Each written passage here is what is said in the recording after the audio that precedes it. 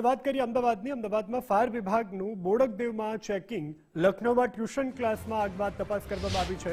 આમોર fashion design ઇન્સ્ટિટ્યૂટમાં checking કરવામાં આવ્યું છે. ઇન્સ્ટિટ્યૂટમાં સ્મોક ડિટેક્શનમાં ખામી જોવા મળી છે. ઉતરવા અને ચઢવા માટે એક જ સીડી જોવા મળી છે. નિયમોના ઉલ્લંઘન બદલ નોટિસ પાઠવવામાં આવી. ફાયર વિભાગની સાઇટ ગાઈડલાઇનના પાલનને લઈ અને તપાસ કરવામાં આવી હતી. ફાયર વિભાગ દ્વારા 7 દિવસ સુધી ચેકિંગ કરાશે.